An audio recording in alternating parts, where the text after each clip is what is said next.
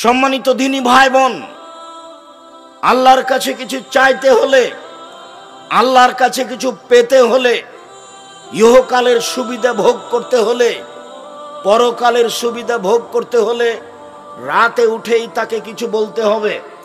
জাবের রাদিয়াল্লাহু তাআলা আনহু বলেন, রাসূল সাল্লাল্লাহু আলাইহি সাল্লাম বলেছেন, ইন্না ফিল লাইলি লাসা, নিশ্চয় রাতে একটা সময় রয়েছে, লা ইউআফিকুহা রাজুলুন মুসলিম, যে কোনো মুসলিম পুরুষ, যে কোনো মুসলিম নারী সেই সময়টাতে উঠে ফা ইয়াসআলুল্লাহ খায়রান মিন আমরিদ দুনিয়া ওয়াল আখিরা, ইহকাল বা পরকালের কল্যাণ চাই, ইহকালের পরকালের কল্যাণ চাই, ইল্লা আতাহু ইয়াহু, তাহলে আল্লাহ তাকে দিবেনি, দিবে। ওই সময়ও চাইলে যা চাচ্ছে কল্যাণ ইহকালের পরকালের আল্লাহ তাকে দিবেন। এই কথা মুহাম্মদ সাল্লাল্লাহু আলাইহি সাল্লাম বলেন। সময়টা কখন হতে পারে একাধিক হাদিস দ্বারা বোঝা যাচ্ছে, তা হবে রাত 12টার পরে। কেননা রাত 12টা পার হলেই আকাশের সব দরজা খুলে দেওয়া হয়। ঠিক যখন দিন দুপুর পার হয়, 12টা 5-10 হয়েছে, তখন আকাশের সব দরজা খুলে দেওয়া হয়।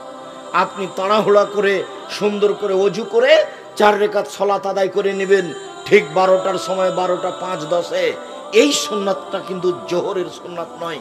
এই 4 রাকাত সালাত আদায় করে নেবেন, রাত ভর তাহাজ্জুদ পড়ে যে নেকি হতো সে নেকি হয়ে যাবে। আর এখন যেটা চাইবেন সেটা দিয়ে দেওয়া হবে, যেটা চাইবেন সেটা দিয়ে দেওয়া হবে। কেন? এখন আকাশের সব দরজা খুলে দেওয়া হয়েছে। রাসূল সাল্লাল্লাহু আলাইহি সাল্লাম বলছেন, ইযা উযযিনা ফতিহাত, ইযা উযযিনা লিস-সালাত ফতিহাত আবওয়াবুস সামায়ে, যখনই আজান দেওয়া হয় সালাতের জন্য তখন আকাশের সব দরজা খুলে দেওয়া হয়। লা ইউরাদ্দু দুআ বাইনাল আযান ওয়াল ইকামা, আজান একামাতের মাঝে দোয়া ফেরত দেওয়া হয় না, আজান একামাতের মাঝে দোয়া ফেরত দেওয়া হয় না, আজান একামাতের মাঝে দোয়া ফেরত দেওয়া হয় না। আজানের সাথে সাথে সব দরজা খুলে দেওয়া হয়েছে। ওইটা চিন্তা করবেন না আব্দুর রাজ্জাক সাহেব, আহলে হাদিসেরা তো আজান দেয় 3:30টায়, আর এক ভাইয়েরা আজান দেয় 5টায়, তো দরজা খোলা হয় কখন? আপনার যখন আজান দেওয়া হয় তখন, ওই ভাইয়ের যখন আজান দেওয়া হয় তখন। আপনি আল্লাহর কাজকে নিজের মতো ভাবতে গেলেন কেন? আল্লাহর কাজকে আপনি নিজের মতো ভাবলে তো তাহলে ভুল বুঝলেন। আল্লাহ নবী বলছেন যে মালাকুল মউত মানুষের মাথার পাশে বসে তার আত্মাকে টেনে বের করে, খারাপ হলে জোর করে বের করে, আর ভালো হলে এমনি সহজেই বের হয়ে চলে আসে। তো জিবরাইল আলাইহিস সালাম প্রত্যেকটা মালাকুল মউত প্রত্যেকটা মানুষের পাশে বসে আত্মা কবজ করেন।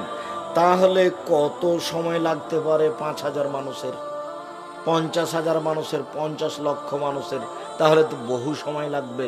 তাহলে তো এটা আপনি নিজের মতো ভেবে নিলেন। আল্লাহ যদি মালাকুল মউতকে বলেন, মালাকুল মউত সারা পৃথিবীতে যত মানুষ আছে এক মুহূর্তে মারতে হবে, সবার মাথার পাশে বসে মারতে পারবেন, তার নাম মালাকুল মউত, তার নাম আল্লাহর ক্ষমতা। আল্লাহ কি মানুষকে দিয়ে কাজ নেয় না ফেরেশতাকে দিয়ে কাজ নেয়? ফেরেশতা দিয়ে, ফেরেশতা খায় না, ওর পেশাব নাই, ওর পায়খানা নাই, ওর ক্লান্তি নাই, তার কর্ম আপনার মতো নয়, কোনোদিন ও আদেশ অমান্য করে না, তার নাম ফেরেশতা।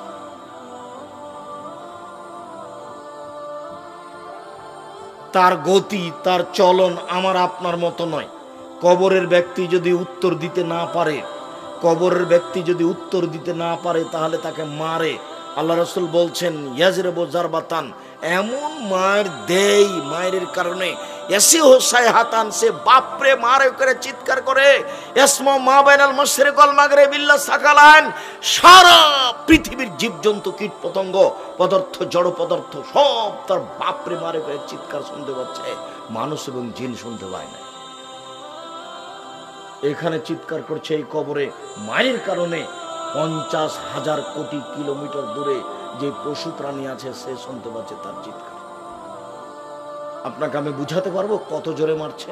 আমারও শুনতে পায় না, ওর কান বধির, চোখে দেখে না কোথায় মারছে, কানেও শুনে না কিভাবে চিল্লাচ্ছে। এ কথা মুহাম্মদ সাল্লাল্লাহু আলাইহি সাল্লাম বলেন। যার কারণে রাসূল সাল্লাল্লাহু আলাইহি সাল্লাম বলেছেন, মারাইতু মানজারান কাতল কাবরাব জামিন হো, আমার জীবনে দেখিনি কোনো দৃশ্য যেটা কবরের চেয়ে আশ্চর্য হতে পারে। এটা আল্লাহর কাজ, এটা ফেরেশতা দিয়ে তিনি করেন। আপনি কি আল্লাহর কাজকে নিজের মতো কখনো ভাববেন না।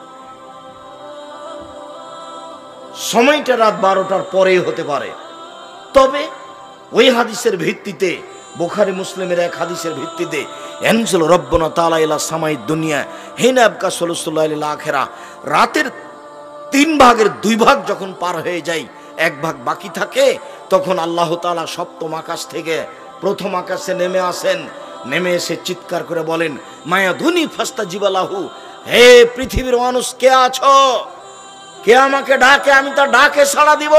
মায়া সলনি ফাউতিয়াহু, কে আমার কাছে কিছু চাই, যে যা চায় তাকে আমি তাই দিয়ে দেব। মায়াস্তাক ফেরুনি ফাক ফেরালাহু, কে আমার কাছে ক্ষমা ভিক্ষা চাই, আমি তাকে ক্ষমা করে দেব। তাহলে এইটা রাত 2টার পরে হতে পারে, 2:30 3টার পরে হতে পারে। তবে আয়েশা রাদিয়াল্লাহু তাআলা আনহার ওই হাদিসে বোঝা যাচ্ছে, আয়েশা রাদিয়াল্লাহু তাআলা আনহা বলেন, কানান নবী সাল্লাল্লাহু আলাইহি সাল্লাম ইসল্লি মিন বাইনা ইয়াফরুগা মিন সালাতিল ইশা ইলাল ফজরে 11 রাকা, আল্লাহর নবী এশার সালাতের পর থেকে নিয়ে ফজরের সালাত পর্যন্ত 11 রাকাত সালাত আদায় করতেন। 11 রাকাত।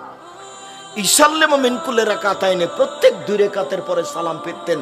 তবে তার সালাতটা শুরু হতো এশার পর থেকে নিয়ে ফজর পর্যন্ত সময়ে, কোনোদিন 1টার পরে, 2টার পরে, 3টার পরে, কোনোদিন 12টার পরে। তবে তাহাজ্জুদের সালাত আদায় করা যাবে এশার পর থেকে নিয়ে ফজর পর্যন্ত, যার কারণে তারাবির সালাত এশার সালাতের পরেই চলবে। তবে তারাবির সালাত উত্তম হবে রাত 12টা, 1টা, 2টার পরে পড়া, কিন্তু জায়েজ এশার সালাতের পরেও পড়া। কেন? বুখারী মুসলিমের হাদিসে এসেছে, আয়েশা রাদিয়াল্লাহু তাআলা আনহা বলেন, আল্লাহর নবী এশার সালাতের পর থেকে নিয়ে ফজর পর্যন্ত সময়ে 11 রাকাত সালাত আদায় করতেন। তাহলে তাহাজ্জুদের সময় কখন থেকে শুরু হলো? এশারের পর থেকে। যারা ছাত্র তোমরা, তারা চালু করো সালাতটা অন্তত 2 রাকাত দিয়ে। 2 রাকাত দিয়ে কিভাবে চালু হবে ভুলে গেলা কেন? একটু আগে তো